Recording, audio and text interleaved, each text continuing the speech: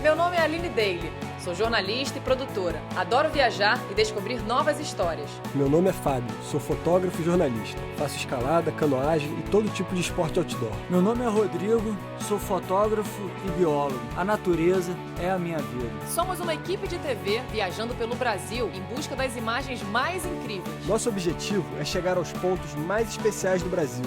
Procuramos por cultura, fauna e flora pouco explorados. E a cada expedição conhecemos ainda mais o Brasil.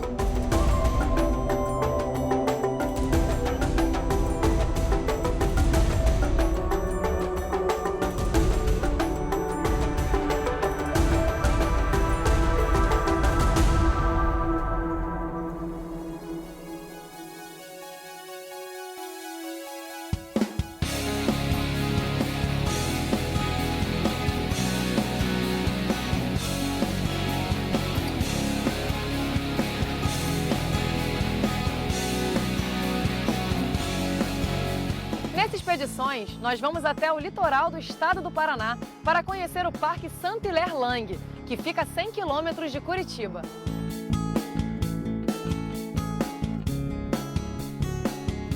No Parque Nacional, podemos encontrar diversas formações de Mata Atlântica e raridades da fauna, como o sapinho da montanha.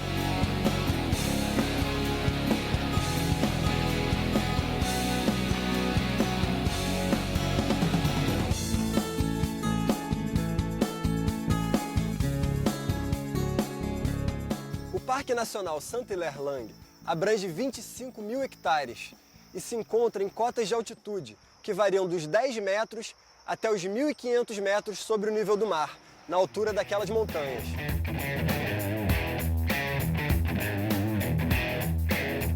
O nome do parque é uma homenagem a dois estudiosos da natureza. O naturalista francês Auguste Saint-Hilaire, que percorreu o Brasil na década de 1820, e o biólogo e ambientalista paranaense Roberto Ribas Lang, falecido em 1993.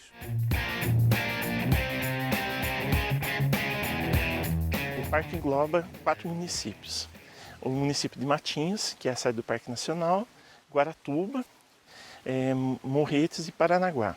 Os municípios de Paranaguá e Guaratuba abrangem a maior parte do Parque Nacional. Quase 80% do Parque Nacional está dentro desses dois municípios. O parque é toda essa serra aqui, que é a Serra da Prata, né? Um bracinho lá pra cá, que ela é um pedaço, na verdade, da Serra do Mar. Certo. O Parque Saint-Hilaire-Lang contém áreas de floresta ombrófila densa, né? Mata Atlântica, submontana, montana, altomontana e campos de altitude. E o seu entorno tem muitas áreas de planície de terras baixas, manguezais e restingas. As espécies endêmicas e ameaçadas da fauna e da flora encontradas aqui têm despertado o interesse de pesquisadores de diferentes áreas. Atualmente nós temos um monitoramento através do SISBio, que é o Sistema Online de Cadastramento de Pesquisas do ICMBio, e nós temos muitas pesquisas com invertebrados, anuros, que são anfíbios anuros, algumas com aves e lontras.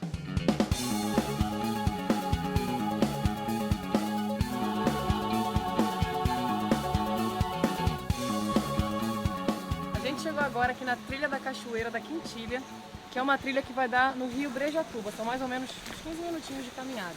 E é o lugar onde a Juliana instalou a câmera trap, para ver se a gente consegue ver a lontra.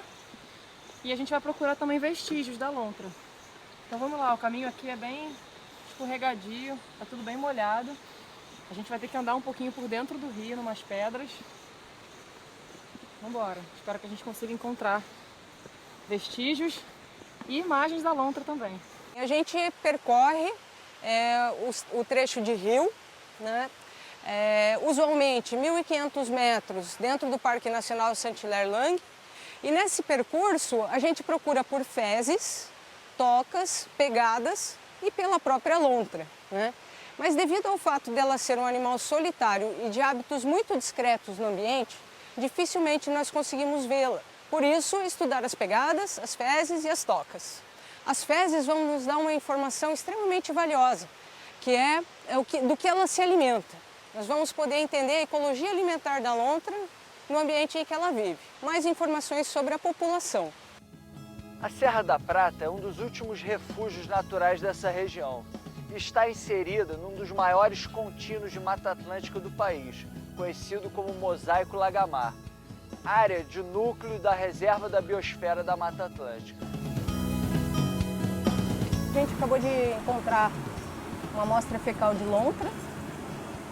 Ela é uma amostra grande de fezes, normalmente elas são um pouco menores. Não está ainda seca, né, e com os itens muito espalhados, então isso indica para nós aí que foi depositada recentemente.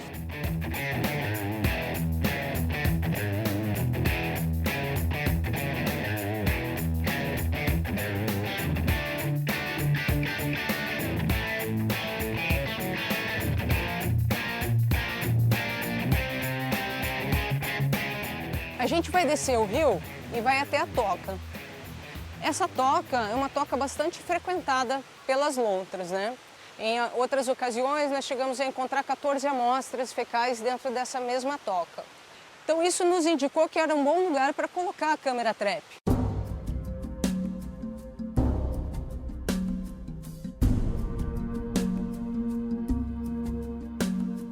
Bom, nós estamos agora dentro de uma das tocas, então.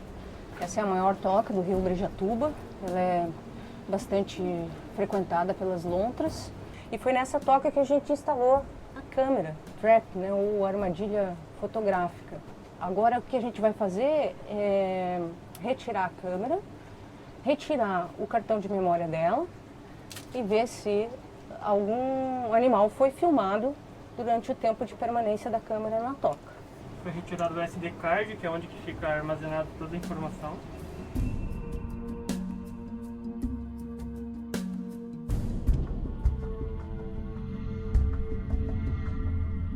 Ela tem hábitos especialmente noturnos, tá?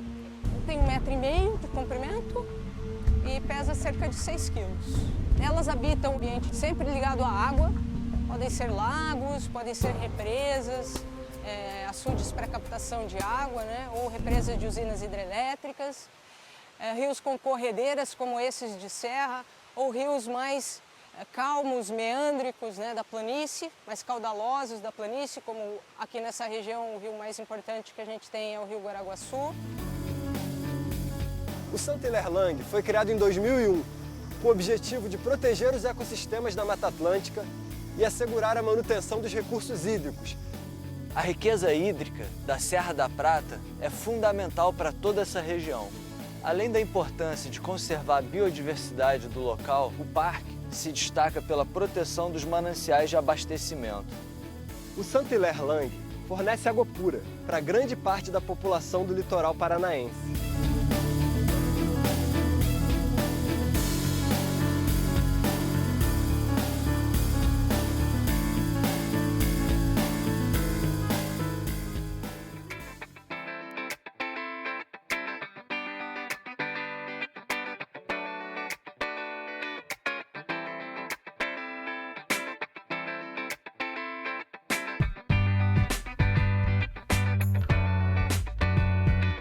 Nós estamos aqui numa região que faz parte do Mosaico Lagamar, que abrange o litoral de São Paulo, o litoral do Paraná e englobando dezenas de unidades de conservação de várias categorias.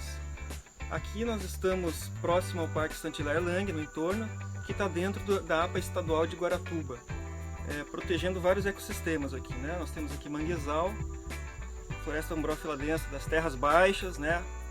Alagadas, e todas essas águas, né, esses córregos que descem da serra, vêm desaguar aqui na Baía de Guaratuba. Várias comunidades moram aqui nessa região e utilizam o manguezal, a pesca, a criação de ostras, mariscos, caranguejos para sua sobrevivência ou parte da sua sobrevivência. Então, essa região aqui ela é extremamente importante, não só ambientalmente, quanto socialmente também falando, para a conservação ambiental e da cultura e da economia dessa região aqui.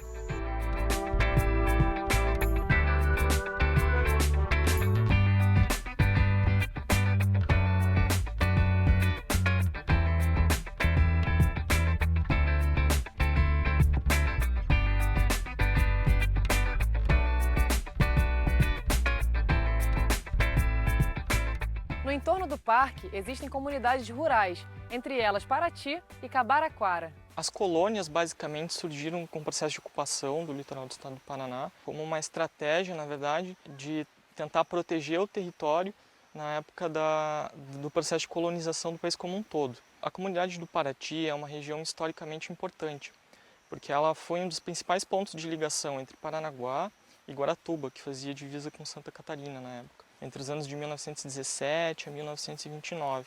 Existem 22 casas e 10 famílias aqui na comunidade de Paraty. Elas vivem praticamente da pesca artesanal e da agricultura de subsistência. Assim a gente via o pessoal tirando os filhotinhos de ostra da natureza e botando num lugar que não era adequado para ela substituir.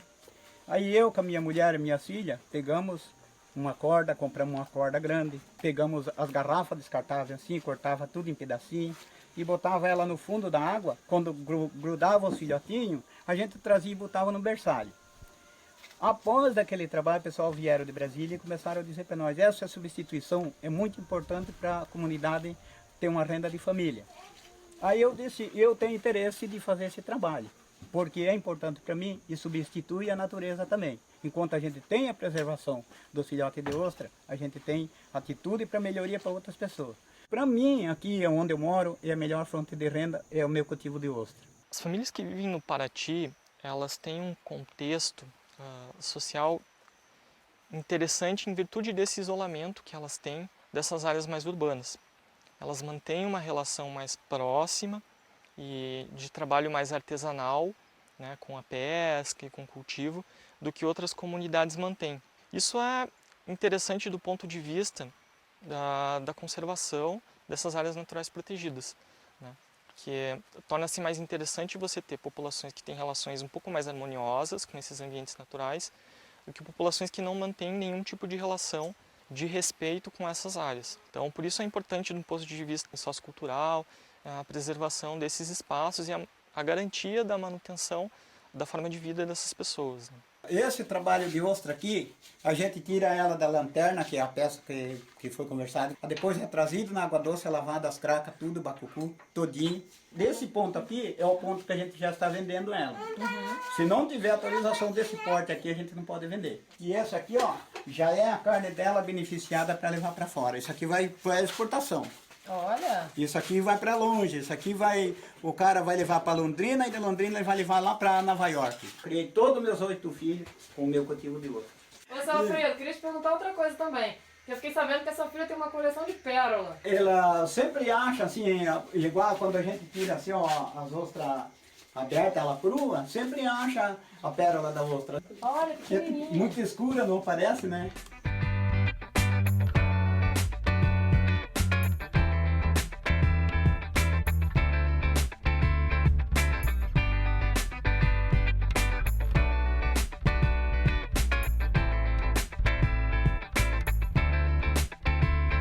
A beleza daqui vem desse contraste de ambientes entre os manguezais da Baía de Guaratuba e o conjunto montanhoso da Serra do Mar.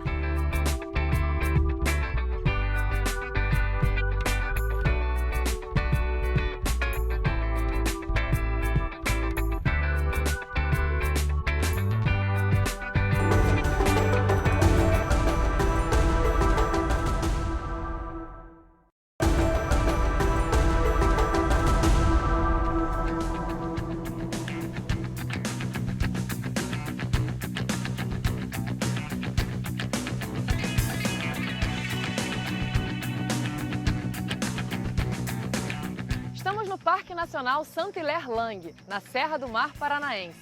Hoje nós vamos subir a Serra da Prata, que atinge mais de 1.500 metros de altitude, e conhecer espécies endêmicas da flora e da fauna, como os curiosos sapinhos da montanha e uma espécie rara de canela.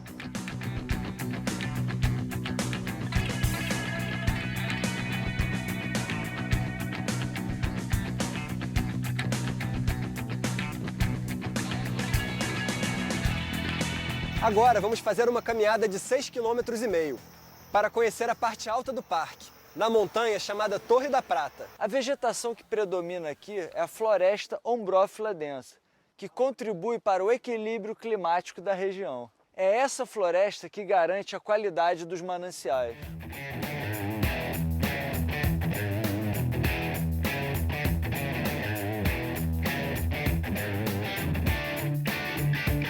Essa aqui é uma canela preta que tem um odor bem suave e agradável.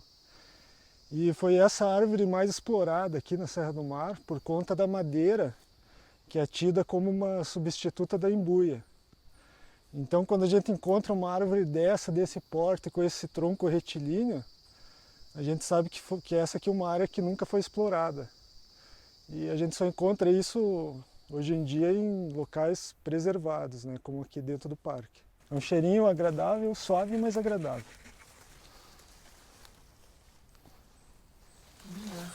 Cheiro bom. Essa canela preta ela é nativa brasileira e aquela canela em pó que a gente usa é uma árvore da região da Índia, da China. Que nessa família das canelas a gente tem a embuia, a canela preta, que são famosas, os sassafrás. Aí das madeiras amazônicas a gente tem a madeira de Itaúba, que é super resistente, e o pau-rosa, que usam a essência do pau-rosa para perfumaria e cosméticos. São as mais famosas das brasileiras. As características singulares da Serra da Prata possibilitam a ocorrência de endemismos.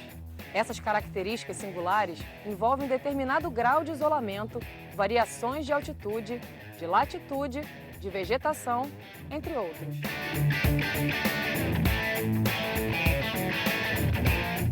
Depois de mais de 3 horas numa trilha bem íngreme, a gente chegou no ponto exato onde foi descoberta uma espécie rara de canela, que é essa aqui.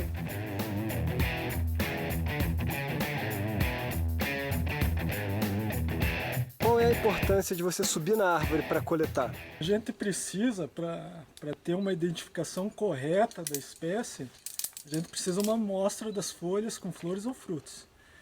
Enquanto a gente não acessar a copa da árvore, a gente nunca vai ter essa amostra em mãos. Então é por isso que a gente tem que subir. E normalmente são árvores grandes aqui na Floresta Atlântica, algumas chegando até 40 metros de altura. Essa espécie aqui, que é uma espécie de canela, tinha apenas 2 coletas em herbário. Se olhar lá no artigo científico, está lá, coletada na Serra da Prata, mais ou menos 950 de altitude. E é essa arvorezinha aqui.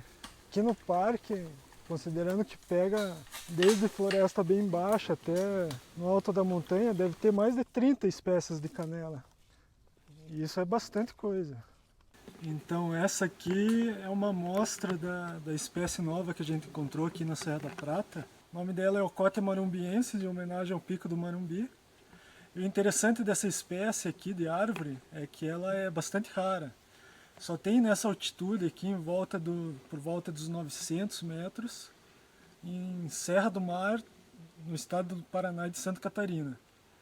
E isso é uma coisa muito interessante da Floresta Atlântica, que embora ela pareça ser bastante homogênea, a fisionomia é muito parecida, mas a composição da flora sempre vai se alternando.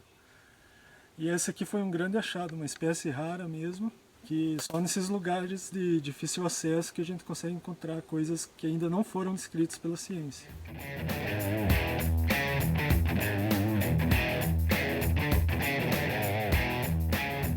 Eu tenho um trabalho de pesquisa aqui que já tem 6 anos, né, de monitoramento, onde eu procurei entender como é que as espécies se distribuem ao longo de um gradiente de altitude dos 400 aos 1.100 metros de altitude, que pegam a maior parte dessa montanha aqui, que é a Torre da Prata. E eu comecei estudando as árvores, encontrei em torno de 300 espécies de árvores. Depois eu fiquei muito curioso de saber o que tinha de outros tipos de vegetação aqui. E aí eu comecei a estudar as epífitas, que são essas plantas que crescem em cima das árvores, né?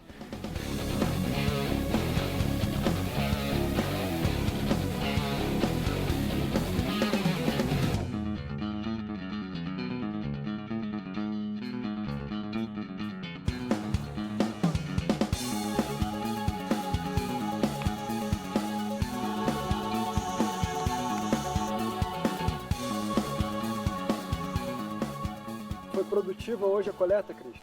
Com certeza, foi muito produtiva. Essa árvore deu trabalho para subir, mas rendeu uma coleta importante de uma família que eu não tinha registrado aqui ainda, que é a família Vochysiaceae, e um gênero também que é o gênero Calistene, né? E uma coisa importante é ressaltar que só as folhinhas aqui ainda me deixariam na dúvida, mas eu achei esse frutinho, que é um frutinho típico da família aqui, né? Uma cápsula seca, né? Que seria diferente da família Myrtaceae, que parece um pouquinho com essa aqui. Então, um registro novo para minha lista, tem mais uma espécie de árvore a ser contabilizada, né? E também, de quebra, conseguimos essa coleta de uma orquidácea, né? De uma epífita. Antigamente era o grupo das Oncidiums, isso aqui foi agora desdobrado em vários gêneros. Então é o tipo da planta que a gente tem que levar para o laboratório para poder identificar com certeza, né? O que eu tirei aqui da minha experiência na Serra da Prata é que uma área geográfica pequena, que foi a minha área de estudo, 6 hectares, para mim foi surpreendente ter encontrado mais de 700 espécies de plantas, né? E isso eu tiro como uma lição da importância de a gente ter esses parques para preservar essa riqueza, né? Se em 6 hectares eu achei 700 espécies de plantas, com certeza se a gente tivesse dinheiro e tempo para inventariar o parque inteiro, que tem 25 mil hectares, a gente certamente acharia muito mais e quem sabe mais espécies novas.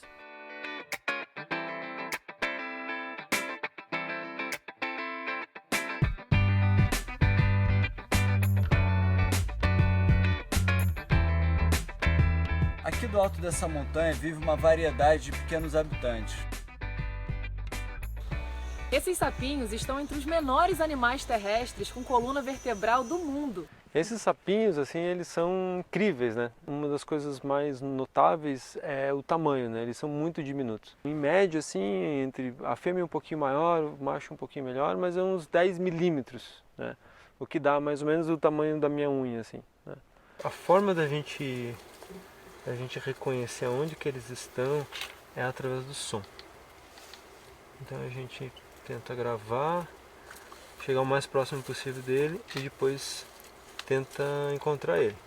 Todas aquelas características normais para anfíbios, assim, eles são todos ao contrário, né? Então normalmente os anfíbios eles cantam à noite, eles são ativos à noite.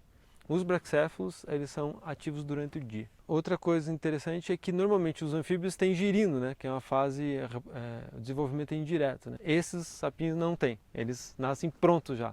Ele é muito pequeno, mas ele é muito fofo. Outra coisa que parece ser incrível, né? Mas se um sapinho da montanha cair na água, ele morre afogado, né? E porque a maioria dos anfíbios consegue nadar e tal, mas ele não consegue nadar, né? Ele tem as mãos, assim, né, as mãozinhas e os pezinhos adaptados para caminhada e não para natação ou para escalada, né? Eles só ocorrem no cume das montanhas, né? Então eles são isolados, né, pelos vales, né? E cada montanha parece ter uma espécie diferente, né? Então nunca ocorreu de um cume de montanha ter duas espécies diferentes, né? Então é sempre uma única espécie, uma única população.